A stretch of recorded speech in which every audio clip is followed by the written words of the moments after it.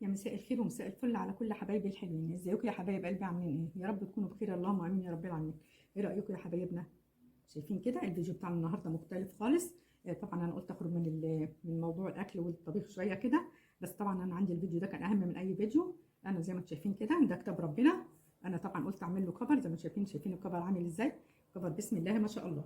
انا دايما بعمل المصاحف بتاعتي يا حبايبنا بعمل لها كفر عشان طبعا نحافظ على كتاب ربنا. انتوا عارفين طبعا الناس اللي بيبقى عندها ورد معين او اللي هي بتقرا دايما في المصحف كتير، بتلاقوا مع كتر القرايه بتبدا الجلده من هنا تتفك زي ما انتم شايفين كده اهو، بتتفك من هنا. لا والورق بيتفك. طب ما احنا نحافظ على كتاب ربنا ونعمل له كفر زي ما انتم شايفين كده اهو. ايه رايكم؟ اهم حاجه يا حبايبنا ان انتوا بقى تتابعوا معانا الفيديو للاخر، وما تنسوناش في الشير واللايك وعلامه الاشتراك. يلا بينا يا حبايبنا نقول احنا عملنا الكفر لكتاب ربنا ده ازاي. نسمي كده يا حبايبنا الاول ونصلي على سيدنا محمد وعلى اله وصحبه اجمعين صلى الله عليه وسلم. اول حاجه يا حبايبنا هناخد مقاس المصحف. بسم الله الرحمن الرحيم. كده انا عندي هنا الطول 28 سم. ادوا سم زياده، ده طبعا عشان بنعمل حساب الخيطات من جوه اما تيجوا تدخلوا المصحف ما يبقاش ضيق. فانا هنا عندي الطول 28 هخليه 29. بسم الله الرحمن الرحيم. بالنسبه بقى يا حبايبنا للعرض ما يتاخدش كده بس، لا احنا بناخده داير ما يدور اهو. بسم الله الرحمن الرحيم.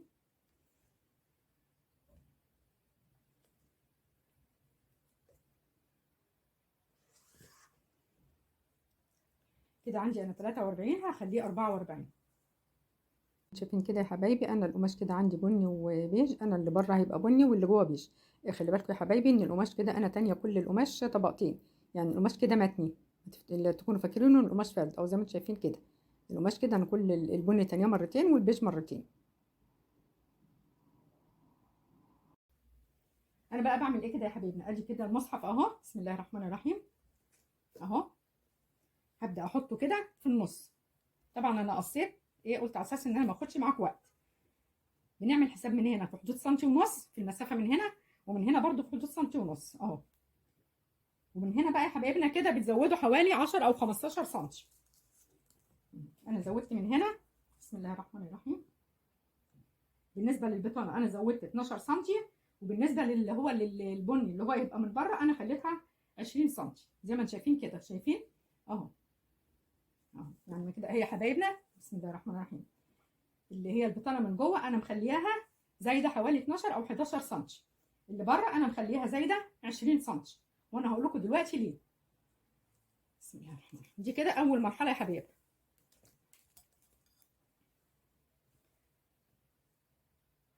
بصوا بقى عشان تعرفوا لما بعد ما بنحط الكفر او الجراب بتاع المصحف، عشان تعرفوا طبعا الوش من الظهر. انا طبعا ايه هندي اي ديكور كده بسيط عندكم. فانا كان عندي هنا قطعه من الستان زي ما شايفينها كده مع دانتيل، بروزتها كده من الجراب بالدانتيل طبعا عشان ما اخدش برده معاكم وقت. هنبدا بقى هنا. انا كنت اصلا سايبه من هنا 20 سم ده لغايه المصحف. هنزود بقى يا حبايبنا كده على ال 20 سم 3 سم اهو. بسم الله الرحمن الرحيم.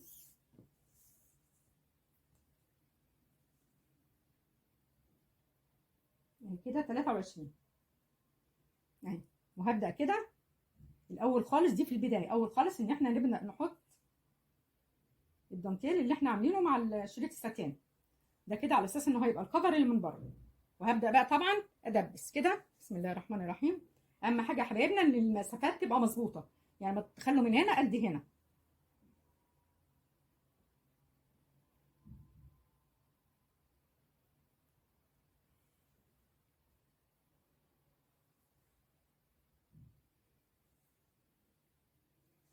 ادي برده كده دبوس هنا كده. طبعا ترجعوا تاني تقيسوا يا حبايبنا على اساس ان الشريط لما نيجي نحطه ما يبقاش شكله ملوح على المصحف من فوق. ادي كده 23 اهو. بسم الله الرحمن الرحيم. ودي برده ادي 23 اهو. هبدا اول حاجه دلوقتي ان انا هخيط الشريط اللي انا عاملاه ده على المكنه. طبعا انا هخيطه وبعدين ارجع لكم. خلي بالكم ان انا كده مدبسه الشريطه في فراق واحد مش فراقين. وطبعا على الناحيه اللي هي من الوش، لان طبعا انا عندي الستان ده ليه وش وظهر، فانا بقى هخيطه طبعا من على الوش مش هيتخيط من على الظهر. هخيط الشريط كده زي ما قلت حبايبنا اهو. انا هبدا بالاول اخيط زي ما قلت لكم كده اللي هي الدانتيل مع شريط الستان.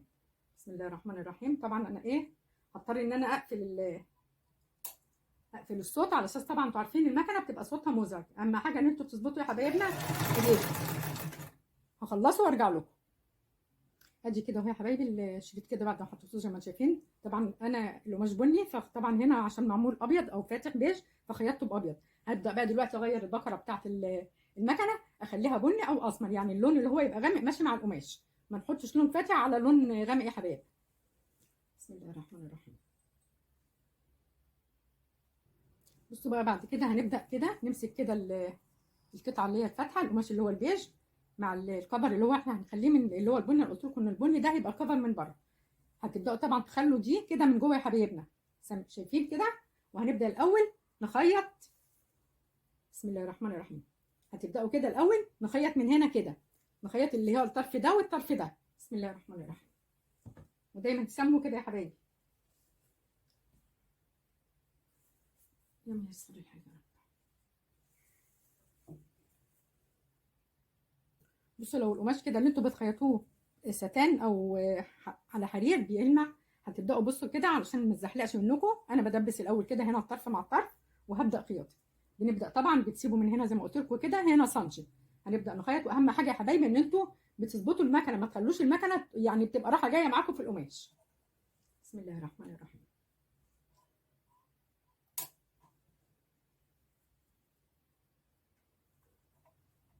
زي ما انتم شايفين كده يا حبايبنا انا خيطت اول طرف كده اللي هو الطرف الصغير. هبدا برضو اخيط الاول الطرف الثاني اهو. بسم الله الرحمن الرحيم. يعني ما تقفلوش الاول، لا احنا بنخيط طرف الاول يا حبايبنا. وهنبدا ننزل برضو كده. هخيط برضو الطرف ده وهقول لكم بعد كده هعمل ايه تاني. زي ما انتم شايفين كده انا خيطت الطرف الثاني. هنبدا بقى نعمل يا حبايبنا. انا بعد ما خيطت بقى كده الطرفين مسكت بقى كده وسطنته القماش زي ما انتم شايفين كده. هو وسطنته كده اهو. طبعا لان كنت عامله البيج اقل من البني، فانا طبعا هخلي البيج في النص كده. ودايما وقمت وحاطه دبوس من هنا ودبوس من هنا اهو زي ما انتم شايفين كده اهو عشان هظبط هنا. طبعا انا قلت لكم ان انا كنت عامله البني اكتر اهو، فانا خليت البني المسافه اللي من هنا قد المسافه اللي من هنا اهي، والبيج ده في النص. هبدا بقى كده اخيط هنا كده داير ما يدور. وزي ما قلت لكم انا بقى هسيب هنا من الحته دي حوالي 5 سم. خيطوا بقى كده زي ما انتم شايفين كده يا حبايبي اهو. انا قفلت الجنبين وسبت هنا حته صغيره كده حوالي 5 سم عشان اقلب منها القماش. هقلبه بقى كده واوريه لكم. بسم الله الرحمن الرحيم.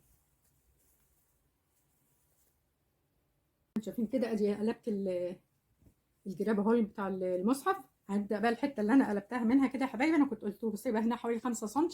هبدا دي كده سرجتها سرجه خفيفه وهبدا امكنها على المكنه. بسم الله الرحمن الرحيم.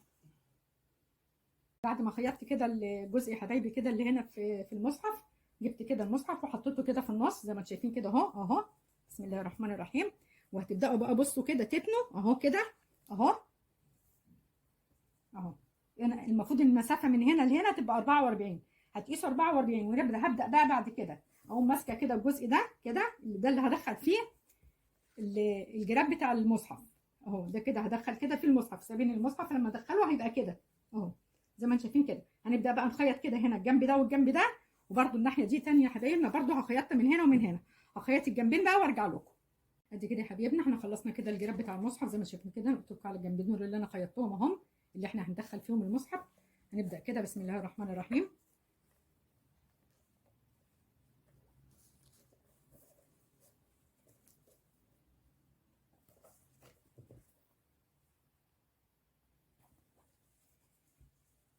يا حبايبنا كتاب ربنا اهو. بعد كده ما ركبنا له الكفر زي ما انتم شايفين كده اهو.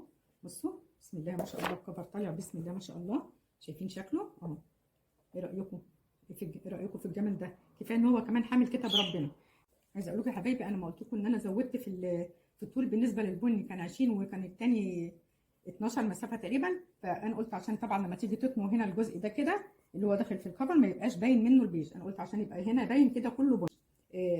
زي ما انتم شايفين كده. طبعا احنا بنعمل الكفر يا حبايبنا على اساس ان احنا لما طبعا عارفين لما بنقرا في المصحف كده مع كتر القرايه بتلاقوا الجلده بتبدا من هنا تفك او الورق يتفك. لا طب ما احنا ما نعمل له كفر كده او نعمل له جراب.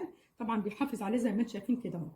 كفر طالع بسم الله ما شاء الله. وعلى فكره ما بياخدش وقت اهو. شايفين عايزه اقول لكم كمان ده يا حبايبنا، ده كان برده مصحف قبل كده، انا كنت برده عامله له كفر زي ما انتم شايفين كده اهو. اهو طبعا انا عملت له هنا الشريطه دي على اساس ان هو المصحف نفسه ما كانش الشريطه الستان بتاعته كانت صغيره، يكون بالنسبه انا للمصحف ده انا فيه اصلا شريطه زي ما شايفين كده، فما عملتلوش انا الشريطه بتاعته.